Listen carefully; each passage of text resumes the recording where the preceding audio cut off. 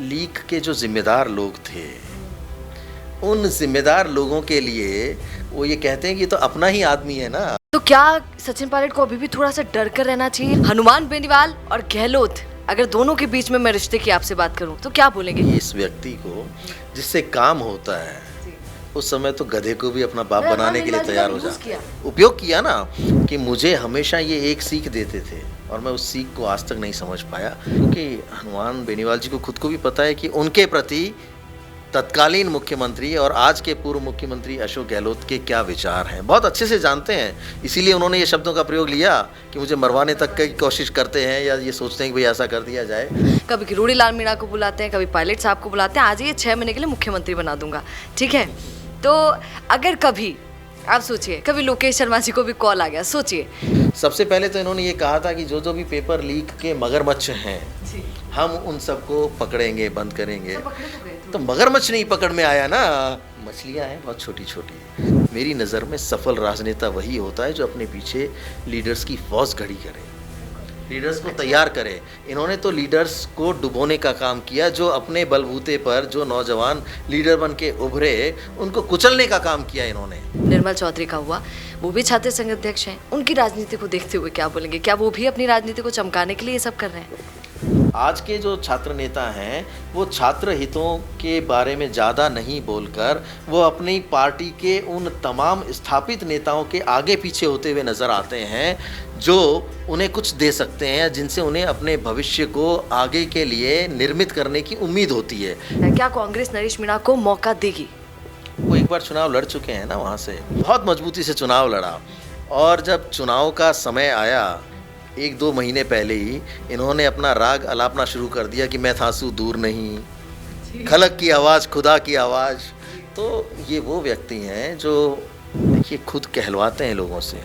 और आपको जानकर ताज्जुब होगा कि जो लोग आते हैं ना आज की डेट में इनके उस निवास पर मिलने, उन्होंने कहा था कि वसुंधरा राजे और गहलोत साहब की मित्रता बड़ी घनिष्ठ है। आपसी तालमेल और गठबंधन तो रहता ही है इन लोगों का सबका। हाँ, बहुत सारी जगह रहता है। जो खुद से जुड़ी हुई कम्युनिटी है और साथ में जो लोग फॉलोअर्स हैं, जो लोग समर्थक हैं, उनको स्पष्ट रूप से ये डायरेक्शन दिए जाते हैं कॉल पे कि ये व्यक्ति चुनाव नहीं जीतना चाहिए। कौन? तो ये राजनीतिक स्थितियाँ बनती हैं। जो लोग ये सोचते हैं कि मैं गद्दार हूँ, अगर मैं गद्दारी करता। राजस्थान एकमात्र ऐसा प्रदेश था पूरे देश में जिसमें सरकार वापसी की 100% उम्मीद थी, लेकिन एक व्यक्ति की हठ धर्मिता की वजह से हम प्रदेश में अपनी सरकार की वापसी नहीं करवा पाए।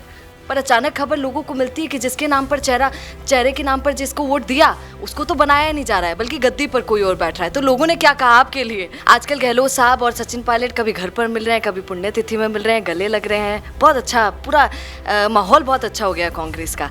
क्या लगता है आपको? आप लोग बड़ा अच्छे से एनालिसिस करते हैं, लेकिन जो कोर पॉइंट्स हैं उनकी तरफ ध्यान नहीं देते। तत्कालीन उप मुख्यमंत्री और प्रदेश अध्यक्ष स्वयं सचिन पायलट उनकी नज़र में थे ना। हम तो व्यक्तिगत जानते हैं कि हमसे किस किस तरह के शब्दों में उनके लिए बात की जाती थी। जो बयान उन्होंने दिए कि हमारे अंदर तो कहीं कोई कभी खटास थी ही नहीं, हम तो बहुत आपसी मोहब्बत और आपसी प्यार और भाईचारे से रहते हैं, तो वो भाईचारा और वो मोहब्बत के बारे में कभी सुनना हो तो। लेकिन वहाँ एक ऐसा षड्यंत्र उन्होंने रचा कि ये विधायक दल की मीटिंग मेरे घर नहीं हो। इसके लिए उन्होंने चाहे शांति धारीवाल जी के यहाँ सारे विधायक भेज दिए हों, मुझे हाँ वहाँ से तन्नोट जी के यहाँ से, तन्नोट माता के यहाँ से फ़ोन करके ये कहा जाता है कि लोकेश मीडिया में ये चलवाओ। क्या अशोक गहलोत जी कभी आपको फ़ोन करते हैं? क्या कर रहे हो लोकेश जी? सर आपको कभी कोई धमकी वमकी कुछ, मतलब कुछ ऐसा हुआ कि डर लगे कि अरे यार? रोज़ाना मिलती हैं, बहुत तरह की धमकियाँ मिलती हैं कि बाहर निकल के देखना, उठा के ले जाएंगे। लोग कहते हैं कि मैंने भरोसा तोड़ा, मैंने गद्दारी की। मैं यहाँ कहता हूँ कि गद्दारी अशोक गहलोत ने मेरे साथ की। जब मैं पूर्व ओएसडी हो गया और वो पूर्व मुख्यमंत्री हो गए, तब पहली बार उस दिन शाम को वहाँ स्वयं उपस्थित होकर सबूत सौंपे और 7 पेज का रिटर्न में स्टेटमेंट दिया कि घटना कैसे हुई थी और कौन जिम्मेदार है इसके लिए। अब ये तो तय जांच एजेंसियों को करना है ना। जो चरित्र हैं उसके बारे में बताना चाहता हूँ कि जब वो सरकार में नहीं होते हैं, यानी अब वो पूर्व मुख्यमंत्री हैं, तो वो एक ऐसा अपना रूप लोगों को दिखाते हैं, ऐसा वो लोगों को महसूस कराते हैं और उसी भ्रम जाल में व्यक्ति आ जाता है और वो समझता है कि भाई मुझे तो इनके अंदर दैवीय शक्ति नज़र आ रही है कि इन्होंने मुझे मोह लिया। ये उनका एक पैटर्न है। तो ये वो व्यक्ति हैं जो सिर्फ उपयोग में लेना जानते हैं, उस समय में काम का लगता है उसे वो गले लगा लेते हैं और जब उससे पूरा काम निकल जाता है तो वो उसे पहचानने से भी इनकार कर देते हैं। जैसा मेरे साथ किया, मुझे अपने हाल पे छोड़ दिया। मुझे भी ये शब्द कहे गए कि अब तू जाने और तेरा काम जाने। पूरी जांच पड़ताल कर ली, मेरे कार्यालय में एसओजी की रेड तक करवा दी, ये जानने के लिए कि मेरे पास कोई उस घटना से संबंधित सबूत तो नहीं है। जब वो पूरी तरह से आश्वस्त हो गए तो उन्होंने पूरा पल्ला झाड़ लिया। मैंने क्या किया? मैंने तो आपके आदेशों की पालना की ना। आपने मुझे पेन ड्राइव दी और कहा कि सर्कुलेट कर दो, मैंने वही किया। जो कृत्य मैंने किया ही नहीं, उसके लिए सज़ा मैं और मेरा परिवार क्यों भुगते? परिवार की बात इसलिए कर रहा हूँ क्योंकि आपको बताना चाहता हूँ कि जब मैं क्राइम ब्रांच दिल्ली के लिए निकलता यहाँ से, इस बार इन्होंने थोड़ा जल्दी किया है क्योंकि इनको इस बार इनसिक्योरिटी ज़्यादा है। हर बार ये आश्वस्त रहते थे कि मेरा नंबर आ जाएगा किसी न किसी तरीके से और वो सारे रील्स बनाते हैं। हालांकि वो सारी रील्स उन्हीं प्लेटफॉर्म्स पे अपलोड की जाती हैं जो मेरे क्रिएट किए हुए हैं, जिनके पेरेंटल राइट्स आज तक भी मेरे पास हैं। सर, राजकुमार रौत की खिलाफत करते हैं महेंद्रजीत सिंह मालवीय, है ना, जिन्होंने कांग्रेस को छोड़कर भाजपा को ज्वाइन कर लिया। यही पहले अशोक गहलोत जी के राइट हैंड बोला जाता था उनको। वो अगर कुछ भी गलत कर रहा है और उसकी जानकारी तत्कालीन मुखिया को नहीं हो, ऐसा नहीं होता। इन्होंने तो पूरी खुल के छूट दे रखी थी क्योंकि इन्हें अपनी कुर्सी बचानी थी। नमस्कार, मैं हूं सोनिया शर्मा और आप देख रहे हैं द फैक्ट इंडिया। आज इंटरव्यू के लिए जो हमारे गेस्ट आए हैं, ज़रा आपको इंट्रोडक्शन उनका करवा देती हूँ थोड़ा सा मिलवाने से पहले। वो कहते हैं कि पूर्व मुख्यमंत्री पायलट के खिलाफ षड्यंत्र करते हैं। पूर्व मुख्यमंत्री साहब यूज एंड थ्रो की नीति अपनाते हैं। आप समझ गए होंगे शायद कि मैं किसकी बात कर रही हूँ। आइए थोड़ा सा मिल लें उनसे, क्योंकि मैं जिनकी बात कर रही हूँ वो कहते हैं कि चाहे जिसकी सरकार होगी भैया, पर कांग्रेस को जेब में रखने वाले की सरकार कभी नहीं होगी। आप समझ गए होंगे कि मैं लोकेश शर्मा जी की बात कर रही हूँ। आज हमारे साथ वही हैं और बहुत समय के बाद उनका इंटरव्यू लेने का मौका यहाँ पर मिला है। सर, कुछ भी शुरू करने से पहले, क्योंकि आप सब जानते हैं कि लोकेश शर्मा कौन है और किस मुद्दे पर वो बातचीत करते हैं, पर मैंने सोचा था कि जब भी कुछ शुरू करूंगी आपके साथ आपका इंटरव्यू, तो सबसे पहले थोड़ा सा कड़वे से शुरू करना पड़ेगा सर। जितना चाहे कड़वे से। बिल्कुल, ये कभी किसी सवाल से कोई आपत्ति नहीं हुई। बिल्कुल सर, आपकी जब भी वीडियो आती है तो कुछ लोगों के कमेंट्स आ जाते हैं और जो करते हैं वो भी सुन रहे होंगे और आपने तो अच्छे से देखा होगा। वो कमेंट से ही थोड़ा सा शुरू कर लेते हैं। सर, लोग कहते हैं कि आप गद्दार हैं। लोग कहते हैं कि नमक जिसका खाया उसी के साथ धोखा आपने किया है। आपको टिकट नहीं मिला इसलिए जानबूझकर आप अशोक गहलोत जी के साथ ऐसा कर रहे हैं। और हाँ, देखिए ना, एक कमेंट तो बहुत अजीब है सर। आपके लिए किसी ने ये लिखा है कि आप ही की वजह से पायलट साहब मुख्यमंत्री नहीं बन पाए। तो थोड़ा सा आप इन्हीं पर जवाब दीजिए और यहीं से शुरुआत कीजिए। बोलिए सर। बड़े अच्छे आपने कमेंट्स का जिक्र किया और मुझे अच्छा लगता है कि लोग कम से कम कमेंट्स तो करते हैं। यानी उनकी नज़रों में यह है कि लोकेश शर्मा अगर कुछ लिख रहा है तो उस पर कमेंट करना बहुत ज़रूरी है, उनकी उपस्थिति। तो मेरे लिए तो बड़ी अच्छी बात है कि व्यक्ति मुझे सुनता है और ये जानना चाहता है कि मैं बोल क्या रहा हूँ। जहाँ तक जिन शब्दों का आपने प्रयोग किया गद्दार, तो गद्दार तो सचिन पायलट जी के लिए भी यूज़ में लिया गया था। तो ये राजनीतिक स्थितियाँ बनती हैं। जो लोग ये सोचते हैं कि मैं गद्दार हूँ, अगर मैं गद्दारी करता तो जो कुछ भी मैंने बाद में खुलासे किए वो सारे के सारे विधानसभा चुनावों के परिणाम आ जाने के बाद किए। अगर मुझे पार्टी से गद्दारी करनी होती और तत्कालीन मुख्यमंत्री से गद्दारी करनी होती तो ये सारे के सारे खुलासे और जो फैक्ट्स मैंने बाद में बताए, मैं उस वक्त सरकार के रहते हुए बताता। और अगर मैंने ये खुलासे उस वक्त किए होते तो आप निश्चित मानिए तत्कालीन मुख्यमंत्री अशोक गहलोत जेल में होते और ये सरकार गिर गई होती। अच्छा सर, सुनिए ना, गद्दार कौन हुआ? मैंने तो गद्दारी की नहीं, ना पार्टी के साथ की, ना पूर्व मुख्यमंत्री के साथ की। पर सुनिए ना सर, अगर आपको, ये बहुत लोग बोलते हैं, मैंने बोला नहीं वो कमेंट, अगर आपको टिकट दे दिया जाता तब भी आप ऐसे करते? देखिए, जहाँ तक बात आप कह रहे हैं टिकट देने की या नहीं देने की, टिकट मांगना मेरा अधिकार था।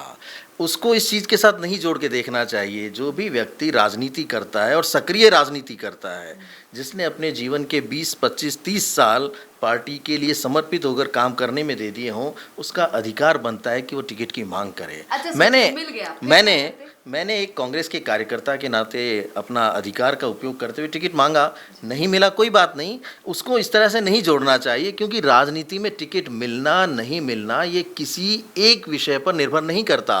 राजनीतिक परिस्थितियां होती हैं, व्यक्तियों की मजबूरी होती है, नेतृत्व की, केंद्रीय नेतृत्व की, बहुत सारे समीकरण होते हैं जिन्हें देखना होता है कि क्या करना है क्या नहीं करना है, ये तय वो लोग करते हैं सारे।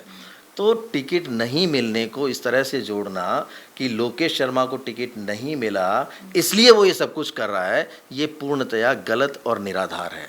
टिकट अगर मिल गया होता तो मैं चुनाव लड़ता, चुनाव लड़ने के बाद अगर परिणाम यही आते जो इन विधानसभा चुनावों के परिणाम आए, तो अभी मैं वास्तविकता पूरे प्रदेश और देश की जनता के सामने वो रखता जो मैंने चुनाव परिणाम आने के बाद रखी। क्योंकि ये जो दूसरी विषय है, दूसरा सब्जेक्ट जो है फ़ोन टेपिंग वाला, या मैंने जो खुलासे किए सारे तरह के कि भाई क्या क्या इंटरनली क्या हुआ था, ये एक अलग बात है। और मैंने कांग्रेस पार्टी के लिए, कांग्रेस के कार्यकर्ता के रूप में, कि कांग्रेस मजबूत कैसे हो और क्या कारण रहे जिसकी वजह से हम सरकार नहीं बना पाए, तो जिस दिन परिणाम आए उस दिन मैंने ये अपनी एक सोशल मीडिया पे पोस्ट डाली और उसके माध्यम से प्रदेश और देश की जनता के सहित कांग्रेस कार्यकर्ताओं को ये बताने का प्रयास किया कि कौन कौन से मुख्य कारण थे जिसकी वजह से हम सरकार नहीं बना पाए। क्योंकि राजस्थान एकमात्र ऐसा प्रदेश था पूरे देश में जिसमें सरकार वापसी की 100% उम्मीद थी, लेकिन एक व्यक्ति की हठ धर्मिता की वजह से हम प्रदेश में अपनी सरकार की वापसी नहीं करवा पाए। अच्छा सर, बस यही कारण थे। और जो बातें आगे हुई उसके भी मैं आपको कारण बताऊंगा कि वो स्थितियां क्यों बनी। अच्छा सर, वो सब तो हमने सुना ही है, और जो आप आज बात बोल रहे हैं ये आप बहुत बार पहले भी बोल चुके हैं प्लेटफॉर्म्स पर, वो सुना है। सर हम कुछ नया आज आपसे सुनना चाहते हैं, वो क्या? एक बात बताइए, आपने एक बात बोली थी इंटरव्यू में कि आपको ओएसडी जिसने बनाया उससे पहले आपने उसको मुख्यमंत्री बनाया, है ना? आपने बोला था। अच्छा एक बात बताइए, आप ये मानते हैं कि आप लोगों ने मिलकर उनको मुख्यमंत्री बनाया? इतना तो साफ हो जाता है 2018 में। तो जब 2013 में उनकी सरकार नहीं बनी तो सब दुखी हुए और आप लोगों ने ठान लिया कि सरकार तो अब हमें गहलोत साहब की बनानी है। पर 2018 में लोगों ने जिसके चेहरे पर वोट किया वो आप जानते हैं किसके चेहरे पर किया? पायलट साहब के चेहरे पर किया। और सब जानते हैं ये बात, तो दर्शक भी अच्छे से जानते हैं, उस समय चेहरा उनका था। पर अचानक खबर लोगों को मिलती है कि जिसके नाम पर चेहरे के नाम पर जिसको वोट दिया उसको तो बनाया नहीं जा रहा है, बल्कि गद्दी पर कोई और बैठ रहा है। तो लोगों ने क्या कहा आपके लिए? लोगों ने कहा कि इनकी वजह से हमारे पायलट साहब मुख्यमंत्री नहीं बन पाए, क्योंकि आपके खुद के मुंह से बोले हुए शब्द हैं। देखिए, जहाँ तक लोगों के कहने के ऊपर अगर हम जाएंगे तो लोग कहीं भी किसी भी चीज़ को बिना तथ्यात्मक जानकारी लिए कुछ भी बोल सकते हैं और उनको बोलने का अधिकार है। लेकिन जहाँ तक ये कहा जाता है कि मुख्यमंत्री कौन बनेगा कौन नहीं बनेगा, ये ना तो मैं तय करता हूँ, ना प्रदेश में जो हमारे मतदाता हैं उन्होंने तय किया। मतदाताओं ने कांग्रेस पार्टी के चेहरे पर, आप कह रहे हैं ना कि चेहरा सचिन पायलट जी थे, वो प्रदेश कांग्रेस के अध्यक्ष थे, उनको चेहरा बना के नेतृत्वकर्ता के रूप में यहाँ नहीं भेजा गया था, या उनके नेतृत्व में चुनाव इस तरीके से नहीं हुए थे कि ये अगले मुख्यमंत्री होंगे। वो कांग्रेस पार्टी में नहीं होता है, फैलाया गया था। बहुत अच्छी बात है। देखिए, लोग कुछ भी सोच सकते हैं और लोगों को लगना भी चाहिए। लोग जिसके प्रति अपनी कहते हैं ना कि भाव देखते हैं, जिसमें उम्मीदें देखते हैं, उसके प्रति सोचते हैं सकारात्मक तरीके से कि ये व्यक्ति आगे आने वाले समय में राजस्थान का नेतृत्व करेगा। तो ये लोगों की अपनी अपनी भावनाएं होती हैं जिन्हें वो समय समय पर व्यक्त करते रहते हैं। लेकिन मुख्यमंत्री कौन बनेगा ये ना तो मैंने तय किया, ना ही किसी और व्यक्ति ने तय किया। ये हमारे यहाँ एक सीधा सा प्रोसेस है कि जब विधायक चुनकर आते हैं और ज़्यादा संख्या में चुनकर आते हैं तो हमेशा विधायक दल की एक मीटिंग होती है और उसमें आम राय ली जाती है विधायकों से कि किस व्यक्ति को हम प्रदेश का मुख्यमंत्री बनाएं। तो विधायकों की राय के अनुसार आला कमान, केंद्रीय नेतृत्व तो ये तय करते हैं कि कौन राजस्थान प्रदेश का मुख्यमंत्री होगा या कांग्रेस की सरकार का मुख्यमंत्री कौन होगा। और वही हुआ, केंद्रीय नेतृत्व ने तय किया, राहुल गांधी जी ने तय किया, सोनिया गांधी जी ने तय किया कि कौन प्रदेश का मुख्यमंत्री होगा। अशोक गहलोत जी के नाम को चुना गया, वो प्रदेश के मुख्यमंत्री बन गए। लेकिन सचिन पायलट जी मुख्यमंत्री नहीं बने और लोग ये कहते हैं कि मेरी वजह से नहीं बने, ये तो सरासर गलत है। अच्छा सर, एक बात बताइए, अभी तो आपने बोल दिया है, अब दूरियां नज़दीकियां हो गई हैं और आप तो न्यूज़ सुनते रहते हैं, आपको पता होगा। आजकल गहलोत साहब और सचिन पायलट कभी घर पर मिल रहे हैं, कभी पुण्यतिथि में मिल रहे हैं, गले लग रहे हैं। बहुत अच्छा पूरा माहौल बहुत अच्छा हो गया कांग्रेस का। क्या लगता है आपको? क्योंकि लोग बड़े बड़े कयास लगा रहे हैं। लोग कह रहे हैं अरे भैया आला कमान से आया, दिल्ली ने बोला है कि तुरंत मिल लो वरना बुरा हो जाएगा, है ना? तो डर के मारे मिल रहे हैं या फिर उनको लगता है नहीं भैया हमारे साथ ही गलत ना हो जाए, मिलने में ज़्यादा अच्छा है? क्या लगता है? देखिए, यहाँ एक बात ज़रूर मैं पॉइंट आउट करना चाहूँगा कि ये पहल भी सचिन पायलट जी ने की। देखिए, आप लोग बड़ा अच्छे से एनालिसिस करते हैं, लेकिन जो कोर पॉइंट्स हैं उनकी तरफ ध्यान नहीं देते कि उनके स्वर्गीय पिताजी की जब 25वीं पुण्यतिथि का एक कार्यक्रम उनके द्वारा आयोजित किया जाना था, तो उस कार्यक्रम में सम्मिलित होने का आमंत्रण देने के लिए सचिन पायलट जी पूर्व मुख्यमंत्री अशोक गहलोत के निवास पर पहुंचे और उन्होंने कहा कि आप अरे इस कार्यक्रम में आइए। तो यहाँ पहल उनकी तरफ से की गई, बड़प्पन उन्होंने दिखाया। तो उसके बाद तो बहुत नेचुरल सी बात थी कि उन्हें जाना ही था। किसे नहीं चाहिए मीडिया का अटेंशन, किसे नहीं चाहिए वो सारी चीज़ें जो आज तक रूमर्स के रूप में चल रही थी। पर अशोक गहलोत जी ने कहा कि नहीं हमारे बीच तो हम तो कभी हाँ कि अब एक व्यक्ति जिसने हमेशा से विरोध किया हो, जिसने ये ठान लिया हो कि ये प्रदेश का मुख्यमंत्री नहीं बनना चाहिए, सबसे बड़े कांटे उस वक्त तो तत्कालीन उप मुख्यमंत्री और प्रदेश अध्यक्ष स्वयं सचिन पायलट उनकी नज़र में थे ना। हम तो व्यक्तिगत जानते हैं कि हमसे किस किस तरह के शब्दों में उनके लिए बात की जाती थी। कैमरे पे शायद मैं नहीं बोल पाऊंगा कि कितने हल्के घटिया शब्द उनके और उनके स्वर्गीय पिताजी के लिए तत्कालीन मुख्यमंत्री अशोक गहलोत उपयोग में लिया करते थे। हमें साथ बिठा के बात किया करते थे कि ये सारी चीज़ें इस तरीके से।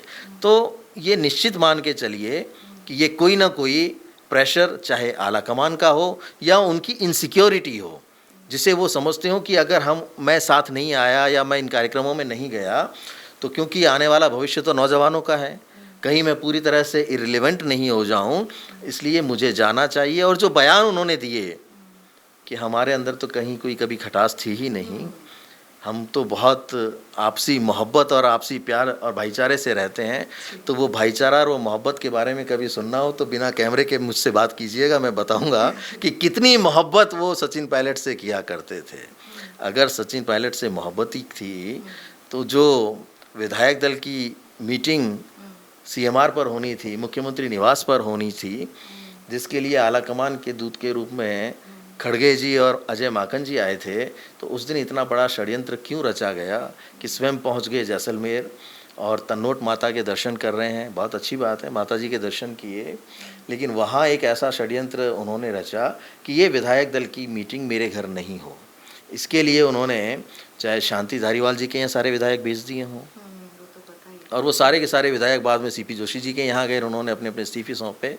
मैं इसलिए ये बात कह रहा हूँ क्योंकि उस दिन भी मुझे वहाँ से तन्नोट जी के यहाँ से, तन्नोट माता के यहाँ से फ़ोन करके ये कहा जाता है कि लोकेश मीडिया में ये चलवाओ कि ये तमाम विधायक इसलिए इस्तीफ़ा दे रहे हैं, इसलिए नाराज़गी व्यक्त कर रहे हैं कि हम में से किसी को मुख्यमंत्री बना दो, सचिन पायलट नहीं चलेगा।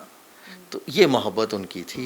सर आप सचिन पायलट जी के लिए इतना कुछ बोलते हैं, कभी आपको उनका सपोर्ट मिला? अरे क्या लोकेश जी कैसे हैं आप, और कुछ ऐसा? देखिए, जो कुछ भी मैंने बोला किसी सपोर्ट के लिए या किसी स्वार्थ के लिए नहीं बोला। कभी सामान्य सी बात है, बात होती रहती है। कांग्रेस पार्टी के नेता हैं, मिलते भी हैं, जहाँ कहीं हमारा कोई इंटरेक्शन होता है तो इंटरेक्शन भी करते हैं। अच्छा, वो तो मिलते हैं और फ़ोन भी करते हैं। सर सब जानना चाहते हैं, छोटा सा सवाल, क्या अशोक गहलोत जी कभी आपको फ़ोन करते हैं, क्या कर रहे हो लोकेश जी?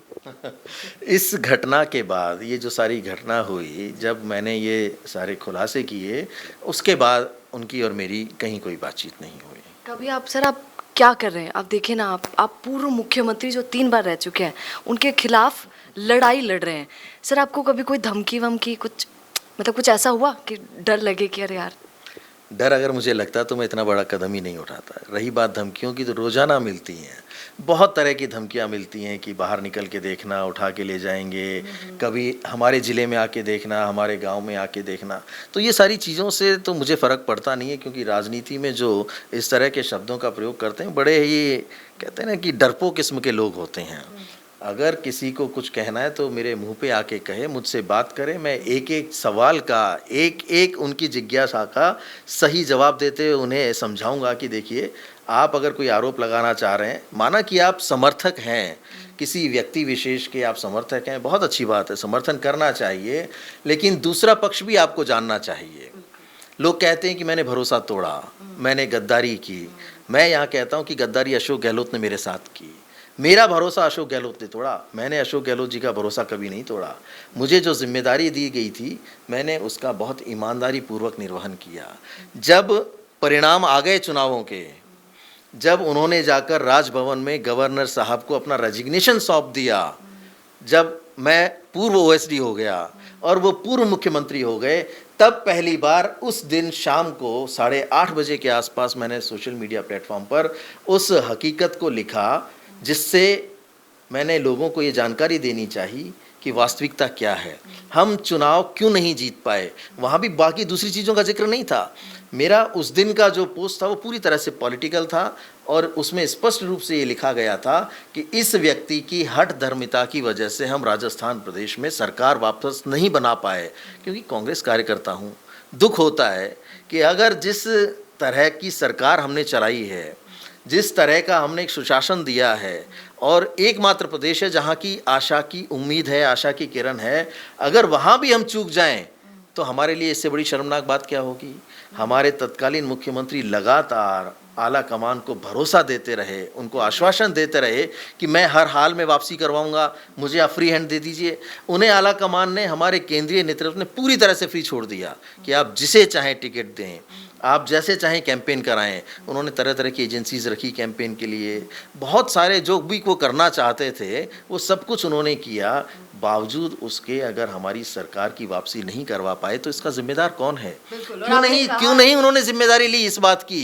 क्यों नहीं कहा कि हाँ मेरी जिम्मेदारी थी, मैं अगर हठ धर्मिता नहीं करता। बाद में आपको पता होगा कि अभी कुछ महीने पहले ही राजस्थान कांग्रेस के प्रभारी, स्वयं प्रभारी जी ने ये कहा कि वो उनकी हठधर्मिता थी और मैं उस वक्त अपनी यानी सही निर्णय नहीं ले पाया था, इस वजह से हम सरकार वापस नहीं बना पाए। आपने बोला है, रंधावा जी ने जो कहा वो सबको पता है। तो ऐसा नहीं है कि ये विचार सिर्फ मेरे थे, मैंने तो उसी दिन हिम्मत करके पूरे प्रदेश के कांग्रेसी सहित आम जनता को ये संदेश दिया कि वास्तविकता क्या थी। बाद में लोग बोले ना, बहुत सारे लोग बोले बाद में। सर बहुत सारे बोले पर कोई आपका सपोर्ट नहीं कर रहा है ना, कोई आपका साथ नहीं दे रहा है। आप देखिए पूर्व कैबिनेट मंत्री जो रह चुके हैं राजेंद्र गुड़ा, वो भी आप ही की बोली बोलने लगे थे बीच में, अभी तो बंद हो गए, ना जाने क्या उनको भी कुछ मिल गया होगा। तो वो बोल रहे थे कि लाल डायरी की पूरी मतलब छानबीन उनको पता है ना, पूरा उनको पता है। उन्होंने तो ये तक कहा, सर सुनिए, उन्होंने कहा कि सारे सबूत मेरे पास हैं पूर्व मुख्यमंत्री के खिलाफ, बस मैं चाहता हूँ ईडी आ जाए, सीबीआई आ जाए, बस मैं तो सबको सब दे दूंगा। आपने कितनी बार बोला? सर मेरा एक सवाल है जो हर आदमी आज जानना चाहता है कि आप सब बोल रहे हैं पर कुछ हो क्यों नहीं रहा है? और सुनिए, सबूत भी दे रहे हैं, फिर भी कोई आकर ये चेक क्यों नहीं कर रहा है कि हाँ भैया कहाँ खामी है? देखिए, जहाँ तक सबूतों की बात है, मेरे पास सबूत थे तो मैंने बिल्कुल अपना सीना ठोक के उन सबूतों को लेकर खुद गया और दिल्ली क्राइम ब्रांच में वहाँ स्वयं उपस्थित होकर सबूत सौंपे और 7 पेज का रिटर्न में स्टेटमेंट दिया कि घटना कैसे हुई थी और कौन जिम्मेदार है इसके लिए।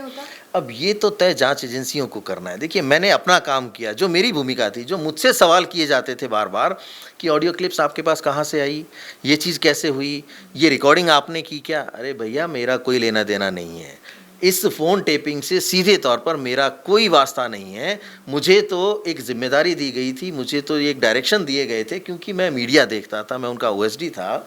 आज अगर मेरा बॉस जो मुझे किसी तरीके की जिम्मेदारी देगा और वो भी उसी से संबंधित जो काम मैं देखता हूँ, तो मैं कैसे मना करूँगा? या मैं उनसे सवाल पूछने का हकदार ही नहीं हूँ कि इसमें क्या है? मुझे कहा गया कि इसमें जो कंटेंट है उसे आप सर्कुलेट कर दीजिए, मैंने कर दिया। तो उस सच को बता के, उससे सहित जो भी सबूत थे उन्हें वहाँ देकर मैं तो आ गया।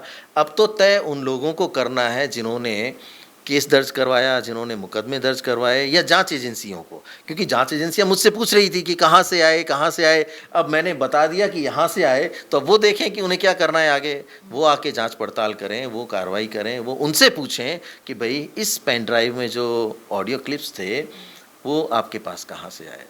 मैंने सोर्स बता दिया। अब आगे की जो भी कार्रवाई करनी है वो दिल्ली पुलिस को, न्यायालय को, और जिन्होंने भी उस समय जो मुकदमा दायर किया था उन सभी को मिलकर अगर कोई एक्शन करवाना चाहते हैं किसी रूप में, तो ये उन्हीं को तय करना है। सर जिनके लिए आप इतना कुछ बोल रहे हैं, आप जानते हैं अभी हाल ही में वीडियो बड़ा वायरल हुआ, उनके हाथ जोड़कर एक व्यक्ति खड़ा हुआ था और बोला था कि सर आप दैविक शक्ति हैं, आप में वो जादू है और मैं चाहता हूँ 2028 में आप ही दिखे, चाहे जो हो जाए पर आप ही दिखे। आप सुनिए, यही सवाल मैंने हनुमान बेनीवाल जी से किया, उन्होंने क्या जवाब दिया। उन्होंने कहा कह रहे ये तो ऐसे ही है, खुद की तारीफ खुद करवा लेते हैं, लिख कर ले लो। ये इन्होंने इनको बोला होगा और इन्होंने बोल दिया। क्या लगता है आपको, क्या अशोक गहलोत जी ऐसा करते हैं कि खुद की तारीफ दूसरों से करवा लेते हैं खुद ही वायरल होने के लिए? नहीं, ये तो सही नहीं है कि उन्होंने उस व्यक्ति को कहा होगा कि आप ये कहो दैवीय शक्ति है। देखिए, ये ज़रूर है, मैं आपको उनके जो दो डिफरेंट कहते हैं ना जो चरित्र हैं उसके बारे में बताना चाहता हूँ कि जब वो सरकार में नहीं होते हैं, यानी अब वो पूर्व मुख्यमंत्री हैं, तो वो एक ऐसा अपना रूप लोगों को दिखाते हैं कि हर व्यक्ति को बहुत सम्मान से उसके पीठ पे हाथ रख के थपथपाते हुए उसको बिठाएंगे, उससे बात करेंगे, उसे अपने साथ बिठा के चाय पिलाएंगे और जो वो माला उनके लिए लेके आया होगा या जो वो बुके गुलदस्ता जो कुछ भी वो उसी को सौंपेंगे। तो जो व्यक्ति उनके सामने ऐसी स्थिति में पहुंचता है और उसके साथ इस तरह का व्यवहार होता है तो उसके लिए तो वो भगवान स्वरूप हो जाते हैं। यानी उस समय में राजस्थान में उनसे अच्छा सौम्य, शालीन, मिलनसार और जिसे कहते हैं कि इतना अच्छा नेता जो कहीं किसी सदी में पैदा ही नहीं हुआ, ऐसा वो लोगों को महसूस कराते हैं। और उसी भ्रम जाल में व्यक्ति आ जाता है और वो समझता है कि भाई मुझे तो इनके अंदर दैवीय शक्ति नज़र आ रही है कि इन्होंने मुझे मोह लिया। ये उनका एक पैटर्न है, ये मोहने का जो पैटर्न है ना कि सामने वाले व्यक्ति को ऐसा महसूस कराना कि भाई मैं तो तुम्हारे लिए पूरी तरह से न्यौछावर हूँ और तुम बहुत दूर से आए हो, तुम्हारा जो सम्मान, यानी आदमी को, हर व्यक्ति को अपना आत्मसम्मान प्यारा होता है। अगर आप उसको बिठा के दो बोल प्यार के बोलो और सम्मान से बोलो तो वो सम्मोहित हो जाता है और वो सम्मोहन वो अपने शब्दों में व्यक्त करता है कि इनसे अच्छा कोई व्यक्तित्व नहीं है। यही व्यक्ति जो अपनी उस दिन की वीडियो में जो शब्द बोल रहा था, मैं ये दावे के साथ कहता हूँ कि अगर सरकार वापस आती है और आला कमान इन्हीं को वापस मुख्यमंत्री बनाए तो वो हमारी इस राजस्थान के मुख्यमंत्री निवास के 5 किलोमीटर की परिधि में भी कदम नहीं रख पाएगा। मैं तो खुद इस बात का साक्षी हूँ ना। जब विपक्ष में 5 साल मैंने लगातार काम किया, क्योंकि उस वक्त भी मैं इनका मीडिया हैंडल करता था और आप जैसे तमाम साथियों से मेरी मुलाकात होती थी, बहुत सारे लोगों ने सहयोग किया, पूरे 5 साल सहयोग किया। तो जब हम सरकार में आ गए और वो लोग मुझे कहते थे कि लोकेश जी आज सीएम साहब से मिलना है, आप ज़रा टाइम लो, बात करो। मैं उन्हें कहता था कि ये अपना पुराना साथी है, भाई इसका काम था रिपोर्टिंग करना, इसने हमारे ऊपर एहसान किया क्या, नहीं मिलना किसी से। तो ये वो व्यक्ति हैं जो सिर्फ उपयोग में लेना जानते हैं। मैं सही कहता हूँ कि यूज़ एंड थ्रो अगर कोई व्यक्ति ने किसी को राजनीति में किया है तो सबसे ज़्यादा अशोक गहलोत जी ने किया है। उनको जो व्यक्ति उस समय में काम का लगता है उसे वो गले लगा लेते हैं और जब उससे पूरा काम निकल जाता है तो वो उसे पहचानने से भी इनकार कर देते हैं। जैसा मेरे साथ किया, मुझे अपने हाल पे छोड़ दिया, मुझे भी ये शब्द कहे गए कि अब तू जाने और तेरा काम जाने। तो जो मैंने आपको शुरू में कहा कि गद्दारी उन्होंने मेरे साथ की, भरोसा उन्होंने मेरे साथ किया, भरोसा उन्होंने मेरा तोड़ा, मैंने नहीं तोड़ा। क्योंकि जिस व्यक्ति ने मुझे ये आश्वासन दिया हो, जिस व्यक्ति ने मुझे ये भरोसा दिलाया हो कि आप चिंता मत करो, मैं आपके साथ हूँ, चाहे हमें सुप्रीम कोर्ट जाना पड़े, आपके ऊपर आँच तक नहीं आने दूंगा, आपको और आपके परिवार को कहीं किसी तरीके की कोई तकलीफ नहीं होगी। और वही व्यक्ति जब सरकार का समय पूरा होने को आए और 2-3 महीने का समय बचे और वो आश्वस्त हो जाए कि लोकेश शर्मा मेरा कुछ नहीं बिगाड़ सकता। आश्वस्त होने का भी एक कारण है कि उन्होंने पूरी जांच पड़ताल कर ली, मेरे कार्यालय में एसओजी की रेड तक करवा दी, ये जानने के लिए कि मेरे पास कोई उस घटना से संबंधित सबूत तो नहीं है। जब वो पूरी तरह से आश्वस्त हो गए तो उन्होंने पूरा पल्ला झाड़ लिया और ये कहा कि अब तुम जानो और तुम्हारा काम जाने। अरे तो भाई मैं क्यों जानूँ, मैंने क्या किया, मैंने तो आपके आदेशों की पालना की ना। आपने मुझे पेन ड्राइव दी और कहा कि सर्कुलेट कर दो, मैंने वही किया। तो जो अपराध मैंने किया ही नहीं, जो कृत्य मैंने किया ही नहीं, उसके लिए सज़ा मैं और मेरा परिवार क्यों भुगते। परिवार की बात इसलिए कर रहा हूँ क्योंकि आपको बताना चाहता हूँ कि जब मैं क्राइम ब्रांच दिल्ली के लिए निकलता यहाँ से, मेरे पास सम्मन आता कि कल आपसे पूछताछ होगी, तो मेरे परिवार को ये भय रहता था कि ये आज जा तो रहा है, शाम को वापस लौटेगा या नहीं लौटेगा। शाम तक मेरे घर में कोई खाना नहीं खाता था जब तक मैं फ़ोन करके ये नहीं बता देता कि मैं वहाँ से बाहर आ गया हूँ। तो मेरे परिवार ने ये भुगता है मैंने ये टॉर्चर बर्दाश्त किया है, इस सब के बावजूद ये सब क्यों किया मैंने? उनके उस भरोसे पे ना जो उन्होंने मुझे दिया था। तो उस व्यक्ति ने अगर पूरे अपने हाथ मेरे सर पे से हटा लिए हों और ये कहा हो कि अब तुम जानो तुम्हारा काम जाने, तो क्या मैं अपने बचाव की बात नहीं करूँगा? अच्छा सर सुनिए, आपने तो बहुत कुछ बोल दिया। हम जब भी संविधान बचाओ रैली में जाते हैं रिपोर्टिंग के लिए, जब भी पुण्यतिथि में जाते हैं, तो लोग कार्यकर्ताओं का झुंड हमारे पास आ जाता है और न पूछते हुए भी बोलना शुरू कर देता है। इस बार तो पायलट साहब की सरकार होगी, ये तो अशोक गहलोत जी तो बूढ़े हो गए हैं मैम, अब तो कुछ नया देखना चाहते हैं, युवा नेता देखना चाहते हैं। पर देखिए ना, इतना सुनने के बावजूद भी हम देखते हैं कि अशोक गहलोत जी एक्टिव हो गए हैं, और एक्टिव कि अगर जयपुर जाते हैं तो 20 वीडियो अपलोडेड हो जाती है, यहाँ अलग अलग जगह की, और लोगों की भीड़ और हुजूम देखिए लबालब। कैसे सर, मतलब वो चाह रहे हैं कि 2028 में वापस अशोक गहलोत इज बैक, सिकंदर विकंदर सब चल गया है, गहलोत थारा राज में राजस्थान बदल गया, और ये गाना भी चल गया है।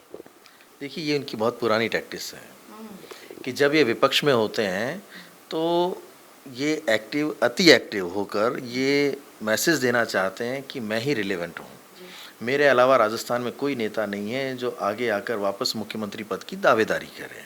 अभी भी सर? तो ये सोच के बैठे हुए हैं, क्योंकि देखिए इस बार इन्होंने थोड़ा जल्दी किया है, क्योंकि इनको इस बार इनसिक्योरिटी ज़्यादा है। हर बार ये आश्वस्त रहते थे कि मेरा नंबर आ जाएगा किसी न किसी तरीके से, इस बार इन्हें पूरी आशा है कि मेरा नंबर नहीं आएगा, इसलिए वो ये सारे अति उत्साह में एक्टिविटीज़ कर रहे हैं। और जिन रील्स की, जिन वीडियोस की आप बात कर रहे हैं, वो तो इनकी जो टीम थी जिसको इन्होंने काम दिया था चुनावों में, उस टीम के कुछ लोग हमेशा आज भी इनके साथ रहते हैं।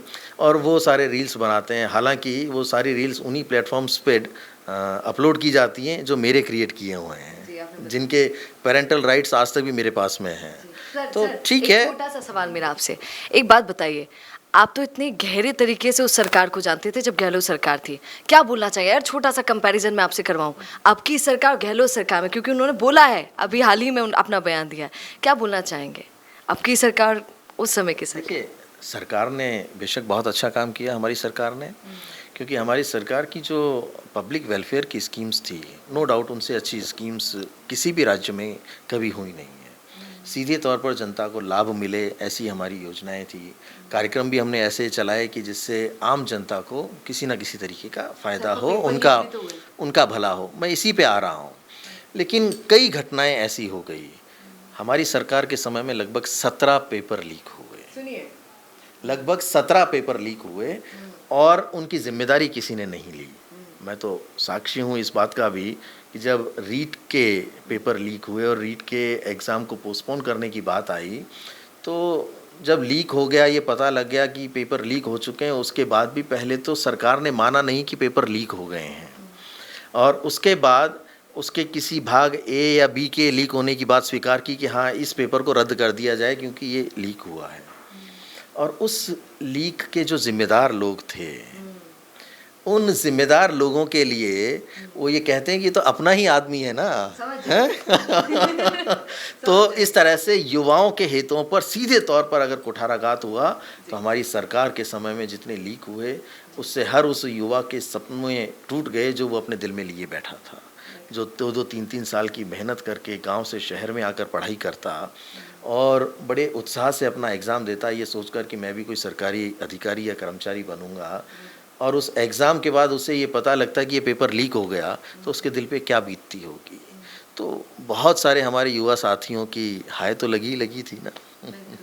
अच्छा गहलोत साहब अभी भी उतना ही क्या कहें कि कटु सोचते हैं, थोड़ी खटास अभी भी उनके मन में उतनी ही है सचिन पायलट जी के लिए? ये थोड़ा जानना चाहते हैं लोग, क्योंकि अब तो मैं उनके साथ नहीं हूँ, उनके साथ दिन भर रहता नहीं हूँ, इसलिए आज वो क्या सोचते हैं इसके बारे में नहीं बता सकता, लेकिन उनकी मानसिकता से मैं बहुत अच्छे से वाकिफ़ हूँ। उसी अनुसार बताइए। वो कभी भी इनको दिल से स्वीकार नहीं कर सकते, कभी ये नहीं सोच सकते कि इस व्यक्ति को राजस्थान में आगे लाने के लिए उनका कोई योगदान हो, क्योंकि वो तो पसंद ही नहीं करते ना। अगर वो चाहते तो आला कमान ने तो इतना बड़ा दिल रखते हुए अखिल भारतीय कांग्रेस कमेटी का अध्यक्ष तक बनाने का सोच लिया था। जिस व्यक्ति को कांग्रेस का सर्वे सर्वा बनाए जाने की बात आलाकमान ने सोच ली हो और वो व्यक्ति आलाकमान की पीठ में छुरा घोंप दे, तो उससे क्या उम्मीद कर सकते हो आप? तो क्या सचिन पायलट को फिर से ये सब तकलीफें झेलनी पड़ेगी? जो देखिए, 2028 जिस तरह से वो अपने आप को रोजाना प्रेजेंट कर रहे हैं, तो आप इस बात को मान के चलिए कि पिछली बार भी 2018 के चुनावों में आपने सही कहा कि राजस्थान कांग्रेस के अध्यक्ष थे सचिन पायलट जी, और उन्होंने घूम घूम कर पूरे प्रदेश में घूम घूम कर संगठन को तैयार किया, मजबूती से चुनाव लड़ा, बहुत मजबूती से चुनाव लड़ा। और जब चुनाव का समय आया, 1-2 महीने पहले ही इन्होंने अपना राग अलापना शुरू कर दिया कि मैं थासू दूर नहीं, खलक की आवाज़ खुदा की आवाज़। तो ये वो व्यक्ति हैं जो उस समय पर आकर ये महसूस कराना चाहते हैं कि सब मेरे साथ हैं, सब मेरे साथ हैं और सबको मैं ही चाहिए हूँ। तो उसी तरह से आज भी ये वही परसेप्शन बनाना चाह रहे हैं। देखिए, खुद कहलवाते हैं लोगों से, और आपको जानकर ताज्जुब होगा कि जो लोग आते हैं ना आज की डेट में इनके उस निवास पर मिलने जिस पे ये रहते हैं, लोगों को बाकायदा फ़ोन करके बुलाया जाता है। सबकी लिस्टिंग होती है कि आज इसे फ़ोन कर लो, इसे फ़ोन कर लो, इसे फ़ोन कर लो। जो लोग पिछले 5 साल में सरकार रहते हुए नहीं मिल पाए थे ना, उन लोगों तक को फ़ोन किए जाते हैं कि आप आइए और साहब से मिलिए, आपके साथ बैठेंगे, चाय पिएंगे। तो ये अब क्या कर रहे हैं, खुद को किस तरीके से बनाए रखना है उसमें लगे हुए हैं। जाते हैं किसी भी जगह तो जो इनके पुराने लोग हैं उनको कहते हैं कि आप लोग भीड़ लेके आना, स्वागत करना, करवाना, नारे लगाना। तो ये सब किस दिशा में जा रहा है? आज आवश्यकता क्यों पड़ रही है कि आप इतनी बड़े बड़े आयोजनों को इस तरह से दिखाने का प्रयास करते हैं कि मैं ही सर्वे सर्वा हूँ? उनके वीडियोज़ अपलोड करते हैं, एक दिन में 8-8, 10-10 वीडियोज़ आप अपलोड करते हैं। तो क्या क्या शो करना चाहते हैं? जो ये यही बताना चाह रहे हैं ना कि राजस्थान में मेरी स्वीकार्यता है और मैं ही सबसे बड़ा नेता हूँ। देखो, मैं जाता हूँ तो लोग रात को 12 बजे मेरे स्वागत में खड़े हुए हैं।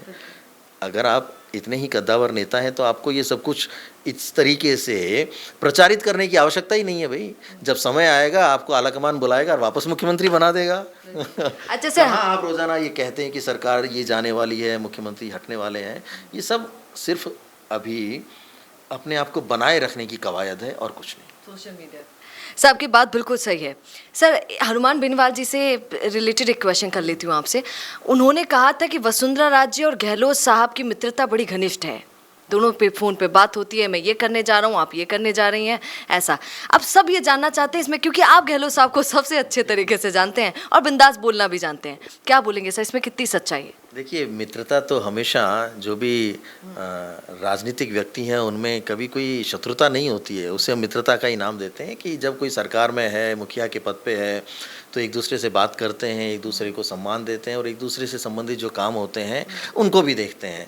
पर निश्चित रूप से ज़रूर एक दूसरे के जो काम हैं, जो कुछ भी, चाहे वो बड़े से बड़े, कहते हैं ना कि सरकार में बहुत सारी अनियमितताएँ होती हैं। कहा तो जाता है कि 3 महीने के जितने भी आपके निर्णय हुए उनकी समीक्षा करेंगे, लेकिन निर्णय कोई नहीं लेता है। समीक्षा के नाम पर जो भी अनियमितताएं पाई जाती हैं या मिलती हैं और जो उनके जिम्मेदार होते हैं उन्हें सज़ा कोई नहीं देता है। तो ये आपसी तालमेल और गठबंधन तो रहता ही है इन लोगों का सबका। हाँ, बहुत सारी जगह रहता है। मैं तो एक और इससे बढ़कर एक बात बताना चाहता हूँ कि मैंने पहली बार ऐसा देखा कि जिस पार्टी की राजस्थान में सरकार है और जिस पार्टी के मुख्यमंत्री हैं, उनके सरकारी निवास से कांग्रेस के अधिकृत प्रत्याशी के खिलाफ कॉल किए जाते हैं कि, और किसको, एक कहते हैं जो अपने लोग होते हैं, तो एक जो खुद से जुड़ी हुई कम्युनिटी है और साथ में जो लोग फॉलोअर्स हैं, जो लोग समर्थक हैं, उनको स्पष्ट रूप से ये डायरेक्शन दिए जाते हैं कॉल पे कि ये व्यक्ति चुनाव नहीं जीतना चाहिए। कौन? अपनी कांग्रेस पार्टी का अधिकृत प्रत्याशी। उस तक के लिए मुख्यमंत्री निवास से कॉल्स करवाए जाते हैं कि आप इन सबको मना करो कि आप इनके यहाँ वोट नहीं देंगे, इनके साथ नहीं लगेंगे। बहुत सारे लोग चुनाव हारे हमारे राजस्थान में, बहुत सारे नौजवान चुनाव हारे। कुछ लोग जो सचिन पायलट जी के नज़दीक थे या उनके समझे जाते थे, उन्हें भी तो किसी न किसी तरीके से शिकार बनाया ही गया ना, मैसेज तो करवाया ही गया। और मैं उसका साक्षी हूँ। मैं अगर कोई पूछेगा तो मैं जवाब दूंगा कि हाँ, मेरे सामने कॉल हुए थे, मुझे पता है किस व्यक्ति ने बैठ के कॉल किए थे। बिल्कुल, आप सुनिए लोकेश जी क्या कहना चाह रहे हैं। बहुत बड़ी बात है। ये कह रहे हैं कि खुद जानबूझकर हरवाया गया, जब पता चला कि पायलट के खेमे के हैं, जब उन्होंने खड़ा किया है, तो ये ऐसा बोला जा रहा है। सही बोल रही हूँ सर? देखिए, इनको ये डर था ना, क्योंकि ये तो इस बात को लेकर आश्वस्त थे कि लोग मेरे चुनाव जीतेंगे और हमारी सरकार वापस बनेगी। लेकिन जब मुख्यमंत्री बनने की बात आएगी तो कम से कम लोग वो होने चाहिए विधायक जो मेरा पक्ष ले सकें, जो ये, तभी तो मैं मुख्यमंत्री बनूंगा। सरकार तो बन जाएगी, कोई भी मुख्यमंत्री बन जाएगा, लेकिन अगर सरकार बनती है तो टिकट उन्हीं लोगों को ज़्यादा मिलें जो मेरे माने जाते हैं, जो मेरे एहसानों के तले दबे हुए हैं, ताकि उस समय पर वापस उस एहसान का रीपे करें और कहें कि मुख्यमंत्री इन्हीं को बनाया जाना चाहिए। अन्यथा तो सरकार जा ही रही है, हरवा तो रहे ही हैं, हम जिनको जो हारना है वो हार रहे हैं। तो आप सोचिए, बड़ी जानबूझकर प्लानिंग के तहत सारे काम किए गए। अगर जीत जाते तो इनके सारे लोग कहते कि मुख्यमंत्री ये बनने चाहिए, वरना तो हार ही रहे हैं। तो कुल मिला के नंबर सचिन पायलट जी का नहीं आए, ये सब कुछ कैसे तय किया जाए वो सुनिश्चित करना था, और वो किया उन्होंने। सर पता नहीं ये सवाल आपसे करना चाहिए या नहीं, पर कर लेती हूँ। तो क्या सचिन पायलट को अभी भी थोड़ा सा डर कर रहना चाहिए या संभल कर रहना चाहिए? डर वर्ड्स गलत होगा, संभल कर रहना चाहिए कि भैया मुझे ऐसे ऐसे काम करना है, ये काम करना है, क्योंकि पायलट साहब तो मुख्यमंत्री बनना चाहते हैं। देखिए, वो ऑलरेडी बड़े संभल कर रहते हैं, और नौजवान व्यक्ति अपनी ऊर्जा को संचयित करके रखता है कि कहाँ उसका सदुपयोग करना है। तो मुझे लगता है सही समय पर वो सही निर्णय लेते हुए कि किस तरह की एक्टिविटीज़ करनी है, किस पे भरोसा करना है, नहीं करना है। बाकी राजनीतिक रूप से तो सबको साथ रह के एकजुट होकर ही चुनाव लड़ना है, तभी तो हम सरकार बना पाएंगे। लेकिन ये ज़रूर है कि मुझे ऐसा लगता है, जो मैं स्पष्ट रूप से कहना चाहता हूँ, कि भरोसा तभी किया जाना चाहिए जब कोई व्यक्ति भरोसे के काबिल हो। समझ गए हैं दर्शक भी आपने किसके लिए कहा है। अच्छा सर, थोड़ा सा हट के बात करते हैं। आप ये बताइए सर, क्योंकि आप गहरे तरीके से उनको जानते हैं, हनुमान बेनीवाल और गहलोत, अगर दोनों के बीच में मैं रिश्ते की आपसे बात करूं तो क्या बोलेंगे? क्योंकि लोकसभा में हम देखते हैं कि दोनों एक दूसरे का प्रचार कर रहे हैं, और दूसरे थोड़े समय के बाद हम देखते हैं कि वही हनुमान बेनीवाल बोल रहे हैं कि मुझे मरवाने की कोशिश की, मेरे पे हमला करवाया था गहलोत साहब ने। कैसा रिश्ता? थोड़ी देर पहले मैंने आपको एक लाइन बोली थी कि इस व्यक्ति को जिससे काम होता है, उस समय तो गधे को भी अपना बाप बनाने के लिए तैयार हो जाता है। उपयोग किया ना, ये उस, मैंने कई बार अपने इंटरव्यूज़ में ये कहा है कि मुझे हमेशा ये एक सीख देते थे, और मैं उस सीख को आज तक नहीं समझ पाया, कि तू मेरी तरह सबको काम में लिया कर। मुझे ये तब समझ में आया जब मैं खुद काम में आ गया कि लोगों को काम में कैसे लेते हैं। तो ये हर उस व्यक्ति को उपयोग में लेते हैं जो उस वक्त उपयोगी हो।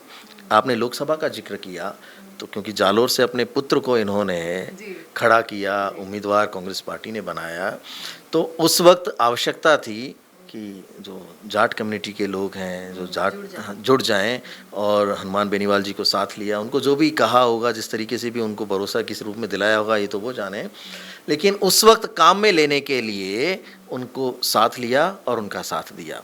जैसे ही वो सारे परिणाम आए, क्योंकि हनुमान बेनीवाल जी को खुद को भी पता है कि उनके प्रति तत्कालीन मुख्यमंत्री और आज के पूर्व मुख्यमंत्री अशोक गहलोत के क्या विचार हैं, बहुत अच्छे से जानते हैं। इसीलिए उन्होंने ये शब्दों का प्रयोग लिया कि मुझे मरवाने तक की कोशिश करते हैं, या ये सोचते हैं कि भाई ऐसा कर दिया जाए।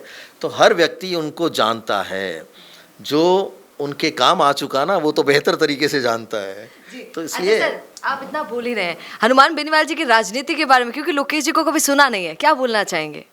देखिए, वो बड़े जुझारू तरीके से अपने आप को नियमित बनाए रखते हैं, युवाओं के साथ जुड़े रहते हैं, युवाओं के साथ काम करते हैं, और उनकी समस्याओं को उठाने का लगातार काम करते हैं। तो ये तो राजनीति किस दिशा में किस तरह से होती है, किस तरह से जाएगी, ये तय तो प्रदेश का मतदाता करता है। लेकिन वो बहुत एनर्जेटिक तरीके से लोगों को साथ देते हैं, लोगों के साथ खड़े रहते हैं, खास करके युवाओं के साथ वो खड़े रहते हैं। तो उनकी एक पहचान बनी हुई है कि युवा अगर उनके पास कोई समस्या लेके जाएगा तो वो उसकी मदद करेंगे, उसका सहयोग करेंगे। तो निश्चित तौर पर उनका भविष्य तो उज्जवल है ही, और मैं तो शुभकामनाएं भी प्रेषित करता हूँ उनका भविष्य उज्जवल रहे। लेकिन प्रदेश में जिस तरह से आगे आने वाले सालों में राजनीति की दिशा होगी, इसके लिए ज़रूरी है कि हम ये तय करें कि हम प्रदेश को लेकर किस तरह का विज़न रखते हैं, हम इस स्टेट को कहाँ ले जाना चाहते हैं, और किस दिशा में आगे बढ़ाना चाहते हैं। खुद का बढ़ना तो हर कोई तय कर लेता है कि मुझे कहाँ जाना है, लेकिन अपने प्रदेश की जनता और प्रदेश को कहाँ ले जाना है, जिस दिन ये तय कर लिया और निस्वार्थ तरीके से वही लोकतांत्रिक प्रक्रिया के तहत जनता की सेवा उस भावना से की कि हम जनसेवक हैं, हम जनप्रतिनिधि हैं और जनता ने हमें अपनी आवाज़ बनाने के लिए चुना है। जिस दिन से हम उस दिशा में काम करने लग जाएंगे, निश्चित तौर पर जनता सर आंखों पे बिठाकर हर बार आप ही आपको मौका देगी, ये मेरा पूरा विश्वास जो है। लाइन आपने बोली है यही लाइन हनुमान बेनीवाल भी कितनी बार बोलते हैं, आपने सुना होगा। सर एक बात बताइए, हनुमान बेनीवाल जी एक बात बोलते हैं कि तीसरी पार्टी करेंगे, तीसरा मोर्चा खोलेंगे भैया हम तो, है ना। कभी किरोड़ी लाल मीणा को बुलाते हैं, कभी पायलट साहब को बुलाते हैं, आज ये 6 महीने के लिए मुख्यमंत्री बना दूंगा, ठीक है। तो अगर कभी आप सोचिए कभी लोकेश शर्मा जी को भी कॉल आ गया, सोचिए, है ना, वो कह रहे हैं अरे लोकेश जी आ जाइए हमारे पास, आरएलपी ज्वाइन कर लीजिए, तो लोकेश जी क्या बोलेंगे? देखिए, ये सब कुछ तो भविष्य के गर्भ में छुपा सोचिए ना हुआ सर। है। देखिए, मैं हमेशा ये चाहूँगा कि जिस तरह से सच के साथ मैं खड़ा हूँ और सच को साथ देने वाला कोई मिलेगा, हमारी पार्टी हमारा साथ देती है, हमारे लोग हमारा साथ देते हैं और किस दिशा में किस तरह की स्थितियाँ बनेगी, ये उस वक्त निर्णय लिया जाएगा। हालांकि मैं आज भी आपको दावे के साथ कह सकता हूं कि मैं हमेशा से कांग्रेस पार्टी का एक सक्रिय कार्यकर्ता रहा हूं। आज तक भी लोगों ने बहुत तरह के आरोप लगाए और अफवाहें फैलाई कि मैं बीजेपी में जा रहा हूं। जब ये सारा घटनाक्रम हुआ तो ये शर्तिया कर दिया गया था कि लोकेश शर्मा बीजेपी ज्वाइन करने वाला है, कल जाने वाला है, परसों जाने वाला है, क्योंकि ये तो मुख्यमंत्री से भी मिल लिए हैं। लोकसभा चुनाव के समय की बात है। तो अगर मुझे जाना होता तो मैं विधानसभा चुनावों से पहले जाता और नेगोशिएट करता कि देखिए मैं ये सब कुछ करूँगा, मैं इस का नुकसान कर दूंगा। तो अगर मुझे टिकट लेने का ही सिर्फ लालच होता तो मैं वहाँ जाके बात करता और उसी वक्त ज्वाइन कर लेता। लेकिन मेरा ऐसा कोई ना मन पहले था ना आज है और आगे भविष्य में क्या होगा ये किसी को पता नहीं है। तो संभावनाएं हमेशा इस तरह से होनी चाहिए कि आप अपनी प्रदेश के लोगों की किस तरह से मदद करना चाहते हो, उनके भविष्य और प्रदेश को किस दिशा में ले जाना चाहते हो, उनकी जो पीड़ाएं हैं, उनकी जो समस्याएं हैं, क्या उनको आप स्वयं महसूस करते हो या नहीं करते हो? क्योंकि आज भी बहुत सारी समस्याएं ज्यों की त्यों बनी हुई हैं। सरकारें आती हैं, चली जाती हैं, वादे बहुत से होते हैं। इस सरकार ने भी वादे बहुत सारे किए, युवाओं से वादे किए, महिलाओं से वादे किए, किया तो सही, है ना। वैकेंसीज आ रही हैं। हाँ, वैकेंसीज आ रही हैं, लेकिन इस पौने 2 साल के बाद भी जो कहकर जिस तरह का भरोसा देकर हमने प्रदेश में जनता ने जो हमें मैंडेट दिया था, उसमें पूरी तरह से अभी सफल नहीं हो पाए हैं। ना उस दिशा में कहते हैं ना कि 50% भी आगे बढ़ पाए हैं। चाहे लॉ एंड ऑर्डर को ले लो आप, अब बोलिए रोज़ाना तो ऐसे वही ही स्थितियाँ भर्ती के लिए हैं। भी बोल दीजिए। हाँ, उसके लिए भी युवाओं को वादा किया था ना, युवाओं को वादा किया था कि अगर कहीं पेपर लीक हुआ है, सबसे पहले तो इन्होंने ये कहा था कि जो भी पेपर लीक के मगरमच्छ हैं, जी, हम उन सबको पकड़ेंगे, बंद करेंगे। सब पकड़े तो गए तो मगरमच्छ नहीं पकड़ में आया ना, मछलियाँ हैं बहुत छोटी छोटी, जो किसी ना आप किसी मगरमच्छ किसको मानते हैं सर? थोड़ी तो बोल दीजिए, आप थोड़ी बोल देर पहले तो मैंने उदाहरण दिया ना जी। कि जब कोई व्यक्ति ये कहता पाया जाए कि ये तो अपना आदमी है, तो करो ना जांच पड़ताल, आपको पता लग जाएगा कौन कौन कहाँ कहाँ किस तरह से किस रूप में शामिल था। प्रत्यक्ष या अप्रत्यक्ष रूप से जिम्मेदार प्रदेश का मुखिया होता है, जो शासन को चलाता है, जो प्रदेश को चला रहा है। आप ये नहीं कह सकते कि फलाने विभाग की जिम्मेदारी थी, फलाने विभाग की जिम्मेदारी थी, तो आप एक्शन लेते, आप निर्णय लेते। अगर आपको ये पता लग गया था कि ये लोग दोषी हैं, तो उस वक्त ये कहकर बचाने की बजाय कि ये तो अपना आदमी है, आप उनको सज़ा देते, तो लोग आपको सराखों पे बिठाते। आज जो युवा कहता है कि आपने हमारे हितों पर कुठाराघात किया, आपने हमारे इस सपनों को चकनाचूर किया, वही युवा आपके साथ खड़ा होकर आपकी जय जयकार करता कि भले ही ऐसी कोई त्रुटि हुई हो, गलती से किसी तरीके से कोई लीक जैसे प्रकरण हो गए हों, घटनाएं हो गई हों, लेकिन दोषियों को आपने उठा के सजा दी, वो तो नहीं किया ना। अच्छा सर, आप कहते हैं कि कई लोग ऐसे हैं कांग्रेस में जो कांग्रेस को जेब में रखते हैं, है ना। अच्छा, ऐसा कौन है अभी की राजनीति अगर राजस्थान में देखी जाए कांग्रेस की, कौन है जो लोकेश जी को लगता है कि बिल्कुल सही तरीके से चल रहा है? कोई नेता? देखिए, प्रदेश को और कांग्रेस को जेब में रखने की बात मैंने उन तमाम मठाधीशों के लिए कही जो ये सोचते हैं कि हमारे बिना कांग्रेस पार्टी नहीं चल सकती और जो कुछ मिले वो हमें मिले और हमारे परिवार को मिले। देखिए, बड़ी विडंबना है ये कि अगर विधानसभा चुनाव लड़ना है तो मैं लड़ूंगा, जिला परिषद का चुनाव लड़ना है तो मेरी पत्नी लड़ेगी, और अगर किसी वार्ड मेंबर का चुनाव लड़ना है, कोई पंचायत का या किसी पार्षद का, तो मेरा बेटा लड़ेगा। तो ये जो सारी चीज़ें हैं जिसकी वजह से आप ये चाहते हो कि सब कुछ पूरा संगठन मेरे जेब में हो, और जब किसी को कुछ देने की बात आती है, संगठन में भी किसी को कोई पद देना है, तो वो जो प्रत्याशी रहा है या जो विधायक रहा है, जो मंत्री रहा है, वो चाहता है कि वो पद भी मेरे चहेतों को दिए जाएं। तो वो संगठन जेब में ही रखा ना उसने। वो हर उस व्यक्ति को जिसको वो पसंद करता है उसी में सब कुछ बांटना चाहता है, जबकि बहुत सारे क्षमतावान नौजवान हैं जिनके अंदर क्षमताएं हैं कि कांग्रेस को मजबूत कर दें, कांग्रेस को मजबूती के साथ आगे बढ़ाएं और स्पष्ट और बेधड़क तरीके से लोगों को जवाब दें, बात करें, आर्ग्यूमेंट करें, पार्टी की जो खूबियां हैं वो बताएं, सरकार ने जो आज तक उपलब्धियां हासिल की हैं हमारी सरकार ने, उनके बारे में जाके चर्चा करें। तो ऐसे लोगों को हमेशा दरकिनार किया जाता है, क्योंकि ये उन लोगों के लिए खतरा होते हैं जो वहाँ के स्थापित नेता हैं, क्योंकि स्थापितों को कई साल हो गए, वो आज के समय के साथ कदम से कदम मिलाकर नहीं चल सकते, न ही युवा पीढ़ी की भावनाओं को समझ सकते कि उनके क्या विचार हैं। कौन है जो जेब में नहीं रखता है? जेब में आज की अगर तारीख में बात करें तो एक व्यक्ति जेब में रख के चल रहा है, उसका नाम तो अशोक गहलोत है ही, वो आप जानते ही हैं। लेकिन जो लोग अभी काम कर रहे हैं बहुत ही अच्छे तरीके से संगठन को आगे बढ़ाने के लिए काम कर रहे हैं, चाहे वो प्रदेश अध्यक्ष जी हों। फिर भी एक नाम सर, एक सिर्फ एक नाम नहीं हो सकता ना। कांग्रेस संगठन है और कांग्रेस एक कहते हैं ना इतना बड़ा संगठन है कि यहाँ स्किल्ड लोगों की, जो काम करना चाहते हैं, जो पार्टी को कुछ देना चाहते हैं, इन लोगों की कमी नहीं है। तो जिनको आलाकमान ने जिम्मेदारी दी हुई है, चाहे वो प्रदेश अध्यक्ष डोटासरा जी हों, हमारे प्रतिपक्ष के नेता जूली जी हों, या प्रदेश से जिनको महासचिव बनाया हुआ है अखिल भारतीय कांग्रेस कमेटी में और जिनको अन्य राज्यों का, छत्तीसगढ़ का भी प्रभार दिया हुआ है सचिन पायलट जी हों, ये ऐसे तमाम लोग हैं जो आला कमान के निर्देशों की पालना करते हुए पार्टी को आगे बढ़ाए जाने के लिए लगातार सोचते हैं। नौजवानों को आप शामिल करते हैं अपने साथ। आप देखिए ना कि नए नए लोगों को पद दिए जा रहे हैं, नए नौजवान जो काम करना जानते हैं और जिनके अंदर ज़ील है, जो ये चाहते हैं कि हम इस पार्टी के साथ जुड़े रहें और इसे आगे बढ़ाने के लिए अपना सकारात्मक योगदान दें, उन्हें अब अवसर मिल रहे हैं। तो ऐसे लोग निश्चित तौर पर कांग्रेस पार्टी के भविष्य के बारे में सोच रहे हैं। अशोक गहलोत जी ने तो सिर्फ अपने भविष्य के बारे में सोचा। अगर वो पार्टी के भविष्य के बारे में सोचते तो निश्चित तौर पर आज मैं दावे के साथ कह रहा हूँ कि 3 बार के मुख्यमंत्री रहे हुए अशोक गहलोत अपने सानिध्य में ऐसे नौजवान लोगों की टीम तैयार कर देते जो इस प्रदेश में हमेशा कांग्रेस के झंडे को, परचम को बनाए रखते और हमेशा उसको लहराते रहते, चाहे वो स्वयं रहें ना रहें, कोई सरकार किसी की भी हो, वो हमेशा कांग्रेस को उस स्थिति में रखते कि जब भी किसी व्यक्ति को चुनाव लड़ने की आवश्यकता हो तो ये वो लोग हैं जिनको प्रदेश के किसी भी विधानसभा क्षेत्र से चुनाव लड़ा दो, ये चुनाव जीतेंगे, और यही वो लोग हैं जो आगे मंत्री बनेंगे और मुख्यमंत्री बनेंगे। तो ऐसे लोगों को तैयार कर सकते थे।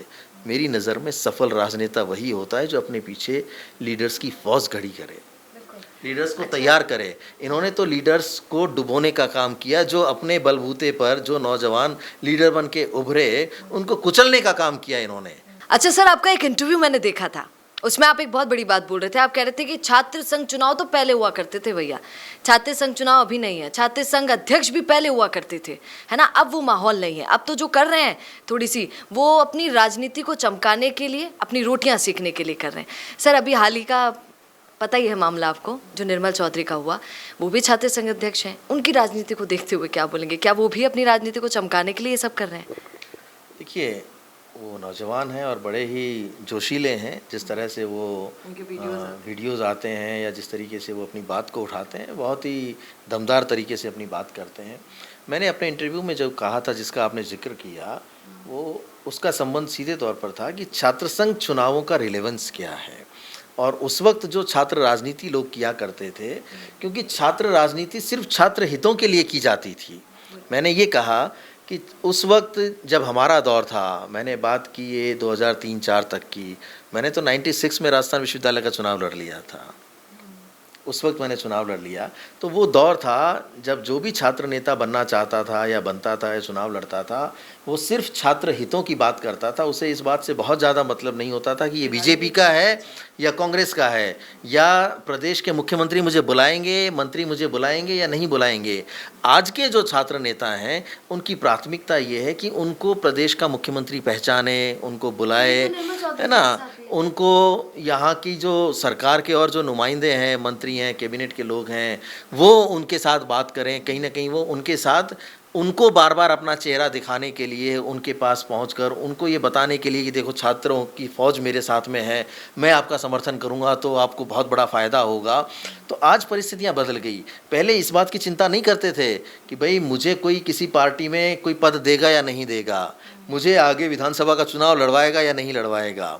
तो जिसे कहते हैं ना कि आप राजनीति क्यों कर रहे हैं, आपका एम अगर ये है कि आपने छात्र हितों के लिए लड़ाई लड़ी है तो छात्रों ने आपको नेता बनाया। बाद में आपको किसी की चापलूसी करने की या किसी के आगे पीछे होने की आवश्यकता नहीं है कि ये प्रदेश के मुख्यमंत्री हैं, ये प्रदेश के अध्यक्ष हैं या फलानी जी हैं, ये हैं। लेकिन आज वो ज़्यादा देखा जाता है। आज के जो छात्र नेता हैं वो छात्र हितों के बारे में ज़्यादा नहीं बोलकर वो अपनी पार्टी के उन तमाम स्थापित नेताओं के आगे पीछे होते हुए नज़र आते हैं जो उन्हें कुछ दे सकते हैं, जिनसे उन्हें अपने भविष्य को आगे के लिए निर्मित करने की उम्मीद होती है कि इनके माध्यम से मैं पार्टी में कुछ बन जाऊंगा, इनके माध्यम से मुझे टिकट मिलने में ज़्यादा सहूलियत होगी। तो ये जो परिवर्तन आया, इस पे मेरा सवाल था कि आज के जो छात्र नेता हैं उनको अपनी जो पूरी ऊर्जा है वो छात्र हितों के लिए ही लगानी चाहिए, बजाय इसके कि हम किसी के आगे पीछे घूमें, किसी को अपनी इम्पोर्टेंस बताएं कि देखो अगर आपने मुझे सहयोग किया तो मैं पूरी यंग जो टीम है, यंग जनरेशन को आपके साथ खड़ा कर दूंगा। ये किसी के सगे नहीं होते। ये सिर्फ आपकी उस ताकत को उपयोग लेना चाहते हैं जो ताकत आज आपको ईश्वर ने दी है, छात्रों ने दी है, अपना प्रतिनिधि बना के दी है, या आज आपको उन लोगों के आशीर्वाद से मिली है जिन्होंने आपको हमेशा एक अच्छे नेता की तरह आगे आने में मदद की है। तो सिर्फ आपकी उस शक्ति को, आपकी उस पावर को और आपके उस जोश को और आपके साथ उन तमाम समर्थकों को उपयोग में लेने के लिए ये सारी कवायद होती है। तो इसलिए ज़्यादा इनके चक्कर में पड़कर किसी भ्रम में नहीं आना चाहिए। सीधे तौर पर जिस विचारधारा से जुड़े हुए हैं उस विचारधारा के लिए फील्ड में काम करते रहें, लोगों के साथ जुड़कर काम करते रहें, छात्र हितों के लिए बात करें या जनता के हितों की बात करें।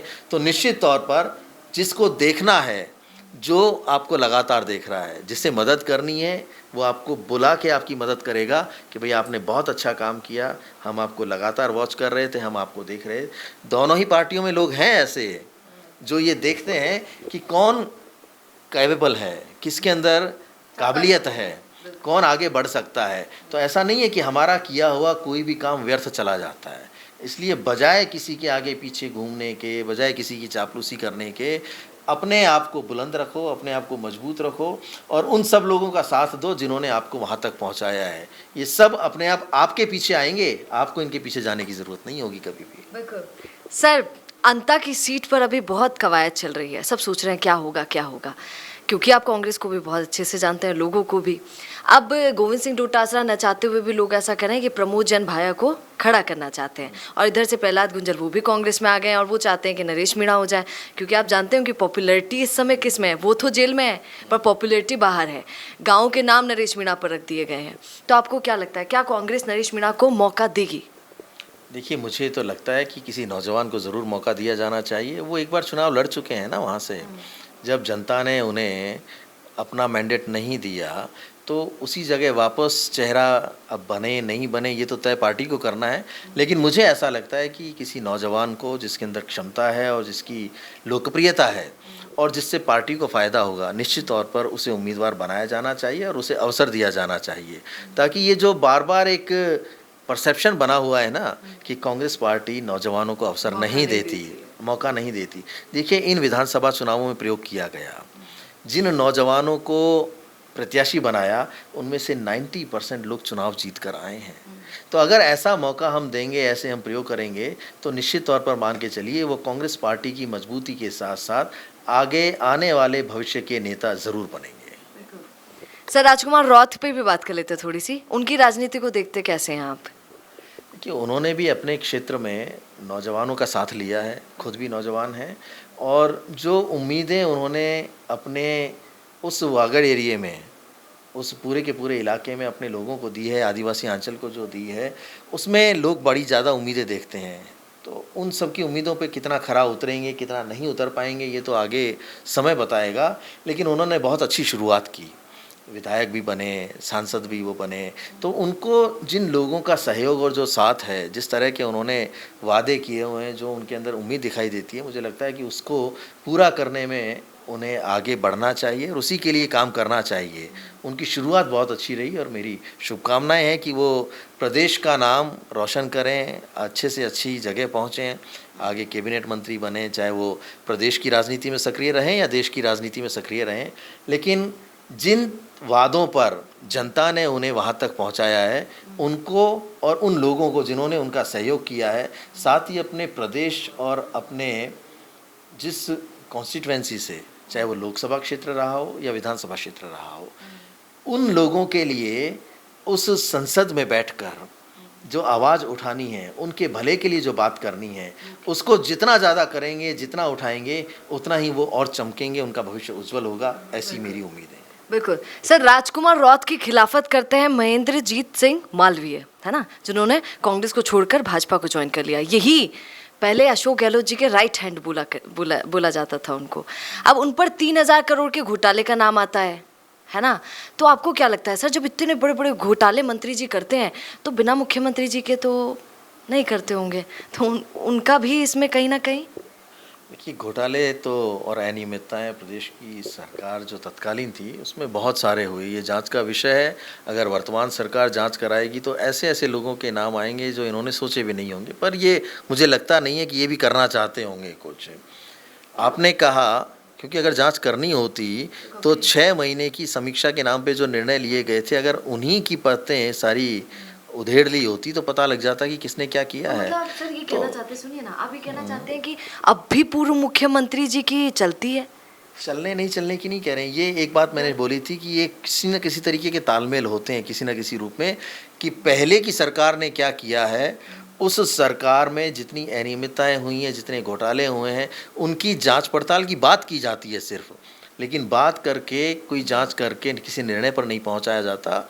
और अगर जांच की भी जाती है तो जो लोग दोषी पाए जाते हैं उनके खिलाफ कोई कार्रवाई नहीं होती। ये तो सीधे तौर पर जिन लोगों के ऊपर, यानी केंद्र से ईडी ने अगर कोई एक्शन लिया, वो लोग फंस गए। आपकी बात बिल्कुल ठीक है कि कोई भी मंत्री, कोई भी कैबिनेट मंत्री या कोई भी व्यक्ति जो सीधे तौर पर सरकार का हिस्सा हो, वो अगर कुछ भी गलत कर रहा है और उसकी जानकारी तत्कालीन मुखिया को नहीं हो, ऐसा नहीं होता। इन्होंने तो पूरी खुल के छूट दे रखी थी, क्योंकि इन्हें अपनी कुर्सी बचानी थी।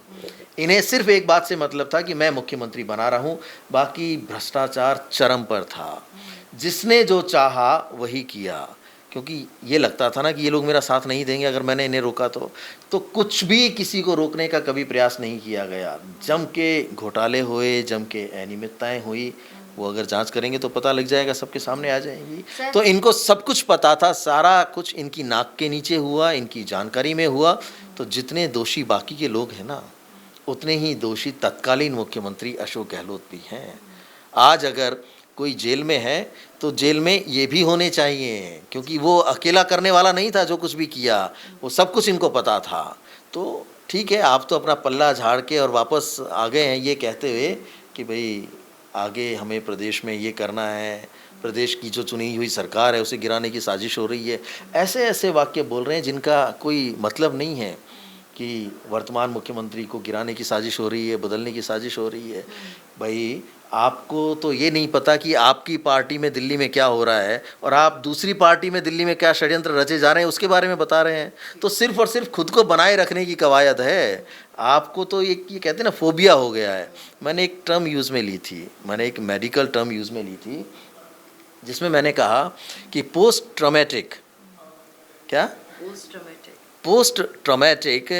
आपका जो एक डिसऑर्डर है, stress disorder, post traumatic stress disorder, PTSD, ये एक रोग होता है जिसमें व्यक्ति को ये महसूस होता है कि जैसा मेरे साथ हो सकता था वैसा ही सबके साथ हो सकता है। तो ये उसी इल्यूज़न में है कि मैं मुख्यमंत्री हूँ, मुझे हटा देंगे। तो ये सबके साथ ये लागू करना चाहते हैं कि भाई तुम्हें भी हटा देंगे। तो इन्हें मैं तो आग्रह करना चाहूँगा कि ऐसी स्थितियाँ ना हो। एक बार अच्छे से कोई चिकित्सीय परामर्श ले लें, दिखा लें कि वो जो लक्षण हैं वो इसी तरीके के हैं। इस तरह की संभावनाएं काफ़ी ज़्यादा हैं कि आप आज भी उसी ट्रॉमा में हैं। तो आपको ये नज़र आता है, क्योंकि 5 साल आपने उसी भय में निकाले ना, पूरे 5 साल आपने इस डर में निकाले कि मुझे हटा ना दें, मुझे बदल ना दें।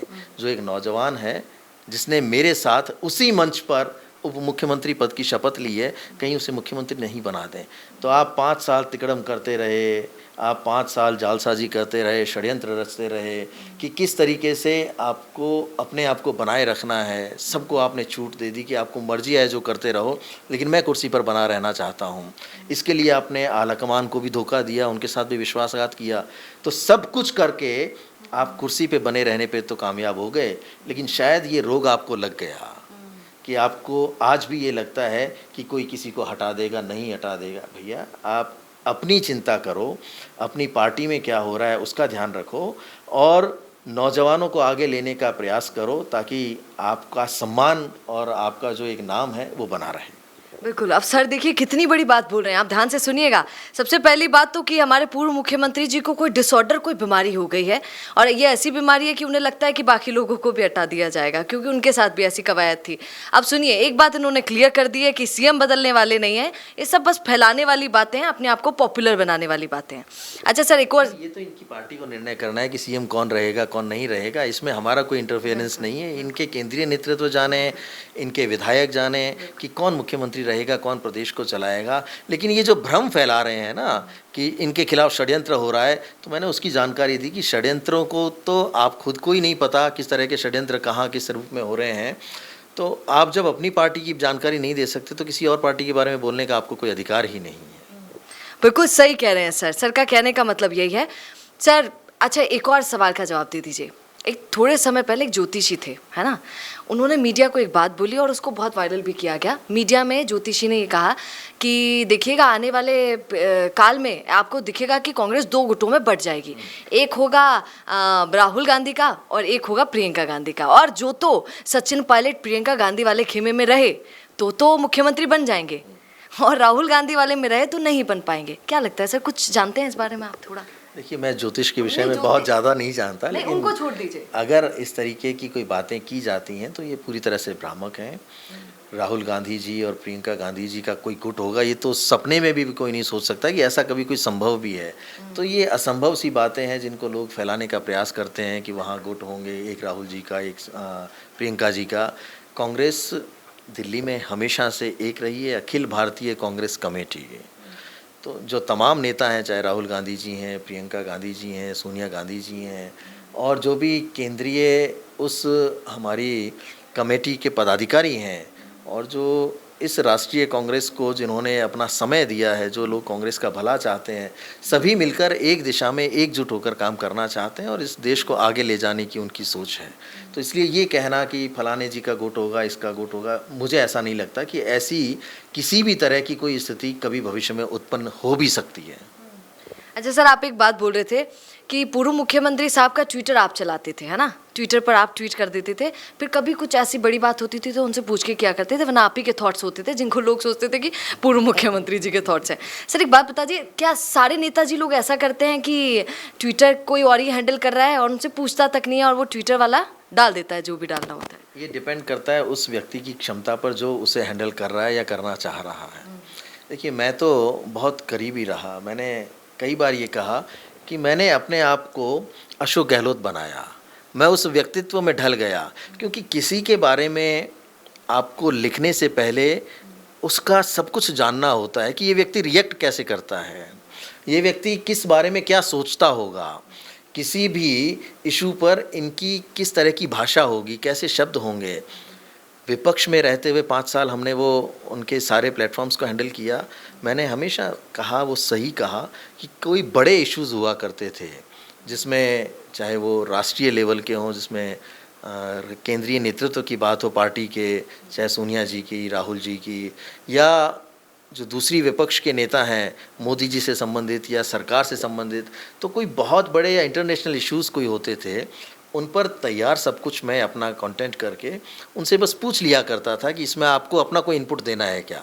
अन्यथा जो कुछ भी उस पे होता था, एक गांव ढानी से लेकर इंटरनेशनल और नेशनल इश्यूज़ तक पर जो भी प्रतिक्रियाएं जाती थी वो सारी मेरे द्वारा ही की जाती थी। मैंने कभी उनसे पूछा नहीं कि ये कर दूं या नहीं कर दूं। वो तो बड़े आश्चर्यचकित होते थे कि यार तूने इस पे भी कर दिया, मेरे गांव के पास में या मेरे जो जोधपुर के पास में फलानी ढानी में किसी दुर्घटना में 3 लोगों की मृत्यु हो गई, उन तक के लिए आपने दुख व्यक्त कर दिया। तो हम इतना अपडेट रखते थे, अगर इंटरनेशनल इश्यूज़ पे कहीं कोई घटना हो रही है, कोई नया डेवलपमेंट हो रहा है, तो उस पे हमारा क्या कमेंट होना चाहिए, हमारी क्या प्रतिक्रिया होनी चाहिए, उस तक को हम इमीडिएटली किया करते थे। तो आज के समय में जो आपने कहा कि ये सही है, बहुत सारे लोगों के वो स्वयं नहीं देख पाते, समय का अभाव होता है, तो कोई ना कोई उनका ऐसा साथी होता है या कोई ऐसा व्यक्ति होता है जो उन्होंने अपने साथ जोड़ करके इन सब चीज़ों के लिए रखा हुआ होता है, जो ध्यान रखता है कि क्या करना है क्या नहीं करना है। बट उसके अंदर पॉलिटिकल विज़न होना चाहिए। देखिए, ये एजेंसीज़ का काम नहीं होता, ये बहुत सामान्य सी बात है कि राजनीतिक व्यक्ति के किसी भी शब्द को बोलने के लिए उस व्यक्ति का भी राजनीतिक होना ज़रूरी है, जो उन सब चीज़ों को हैंडल करता है। अगर उसके अंदर विचारधारा ही नहीं है, उसके अंदर वो विचारधारा नहीं है जिससे वो जुड़े हुए हैं, जिनके लिए काम कर रहा है, और उसके अंदर कोई पॉलिटिकल किसी तरीके का विजन नहीं है, जिसने राजनीति को ना देखा है ना समझा है, वो उनके शब्द बनकर वहाँ पर नहीं लिख सकता, वहाँ पर नहीं काम कर सकता। बहुत से ऐसे इंसिडेंट होते हैं कि उनकी गलती की वजह से भुगतना उस राजनेता को पड़ता है जिसके लिए वो काम कर रहे होते हैं। तो इसलिए सोच समझकर ऐसे व्यक्ति को अपने साथ जोड़ना चाहिए जिसके अंदर पॉलिटिकल एक्यूमन हो। सर, आपकी इसी बात पे मुझे एक बात याद आ गई। अभी आप तो बोल रहे हैं कि कोई और हैंडल करता है, और हाँ ये सच है कि कई लोगों के हैंडल करते हैं। उसके बावजूद हमारे गोविंद सिंह डोटासरा जी, पीसीसी अध्यक्ष, वो बोल रहे थे कि अरे सीएम साहब पहले ट्विटर चलाना सीख कर आओ, मुख्यमंत्री तो आप बाद में बनिएगा, पहले ट्विटर चलाना सीखिए। नहीं तो जैसे कि मैंने कहा कि पूर्व मुख्यमंत्री जी का भी सब कुछ मैं ही हैंडल करता था, तो यहाँ भी कोई ना कोई टीम होंगी, तो देखते वो ज़रूर होंगे। अब क्योंकि इसकी इम्पोर्टेंस पता लग गई है, पहले जब हम उनका सब कुछ देखा करते थे तब वो दौर नहीं था कि सोशल मीडिया की इतनी इम्पोर्टेंस होती हो कि हर व्यक्ति ये सोचे कि इससे नुकसान ज़्यादा हो सकता है फ़ायदे की बजाय। तो अब जो लोग इनका उपयोग कर रहे हैं या जिनको उन्होंने अपने साथ अटैच किया है, तो ये नज़र ज़रूर रखते हैं कि इस पर क्या हो रहा है, क्या जा रहे हैं, तो उन्हें जानकारी होती है। तो खुद को देखना नहीं देखना वो तो समय के ऊपर निर्भर करता है ना, कि मेरे पास कितना समय है, मैं खुद उस पर लिख पाऊँगा या नहीं लिख पाऊँगा। लेकिन कोई व्यक्ति मेरी भावना को एज इट इज़ अगर कहीं पे लिख पा रहा है तो निश्चित तौर पर वो काम कर ही रहा होगा। जैसे कि मैंने 10 साल का समय अशोक गहलोत बनकर जिया, उनकी हर माइनर से माइनर चीज़ों को उनके ट्विटर या उनके फेसबुक या उनके इंस्टाग्राम पर सारे प्लेटफॉर्म्स मेरे तैयार किए हुए हैं, सिर्फ ट्विटर नहीं। कभी कोई शब्द ऐसा नहीं आया जो पिछले 10 साल में इशू बना हो। कोई व्यक्ति मुझे ये बता दे कि उस वक्त आपने ये गलती की थी, क्योंकि मैक्सिमम लोगों को राजस्थान के ये पता है, चाहे वो पत्रकार फैटर्निटी के लोग हों या जो लोग पॉलिटिकल लोग हैं, उन्हें पता है कि इन सब चीज़ों को हैंडल कौन करता है। तो जब कहीं कोई 2-4 मिनट की कोई अपडेट में लेट हो जाता या कुछ होता, तो मुझे ही कहते थे कि भैया वो अभी तक आया नहीं है साहब के उस पर। तो जब किसी को इतना पता हो तो उसे ये भी तो पता था ना कि सब कुछ कर कौन रहा है। तो इसलिए ज़रूरी है कि उस वक्त जिन चीज़ों को हमने खुद ने देखा समझा, चूँकि हम पूरी तरह से पॉलिटिकल व्यक्ति थे और हमने इनके हर व्यवहार को समझा कि ये कैसे रिएक्ट करते हैं, कितनी गहनता से और कैसे शब्दों का इनके शब्द शालीन हुआ करते थे। तो अब जाके पता नहीं इन्हें क्या हो गया, किस दिशा में जा रहे हैं, कि जब से वो एक क्राइसिस हुआ था, अब वो हुआ था या पैदा किया था पता नहीं, पॉलिटिकल क्राइसिस, जब ये कहा था कि मेरी सरकार गिरने वाली है, तब इनके शब्द उस स्तर पर गिर गए थे कि इन्होंने नाकारा, निकम्मा, बैंगन बेचने, सब्जी बेचने, पता नहीं क्या क्या बोला था किसी के लिए भी। ऐसे शब्द हमने कभी नहीं सुने थे। और ऐसे ही जब ये मुख्यमंत्री निवास पर हमारे साथ चर्चा किया करते थे, तो इतने हल्के शब्दों का ये प्रयोग करते थे बात करते हुए कि शायद हम उनको कभी कैमरे पर तो बोल ही नहीं पाएंगे। तो वो हम पहली बार सुन रहे थे। ये इनके व्यक्तित्व का एक अलग पार्ट था जो हमें ये महसूस हुआ कि ये इतने बदल कैसे रहे हैं। तो वो बौखलाहट थी, फ्रस्ट्रेशन थी या इनसिक्योरिटी थी, जिसकी वजह से इनके शब्द धीरे धीरे हल्के होते चले गए और आज पूरी तरह से बिल्कुल निचले स्तर पर आ चुके हैं कि इन्हें ये पता नहीं रहता कि आज किसके बारे में क्या बात कर रहे हैं। तो मुझे लगता है कि जो व्यक्तित्व पहले कार्यकाल में थे वो दूसरे में नहीं रहे, जो दूसरे में थे वो तीसरे में तो बिल्कुल उनका ढर्रा ही बैठ गया। और आज बौखलाहट में पता नहीं क्या क्या बोल रहे हैं, वो आप रोज़ाना सुन ही रहे हैं, किस तरह की बाइट दे रहे हैं, किस तरीके के ये बयान दे रहे हैं वो इनके शब्दों में परिलक्षित होता है। तो ये हमारे छोटी सी, अब छोटी सी तो क्या बोलना चाहिए, बहुत बड़ी सी चर्चा हो गई है। लोकेश जी ने बहुत सारी बातें रखी हैं, कुछ चीज़ें ऐसी भी रखी जो आज तक कहीं रखी नहीं है और आप सभी ने ध्यान से सुना। अब इन पूरी बातों पर आपका क्या कहना है, कमेंट करके हमें ज़रूर बताइएगा और ऐसे ही बने रहिए द फैक्ट इंडिया के साथ, क्योंकि याद रखिए ये फैक्ट्स पर बात करता है भैया। नमस्कार।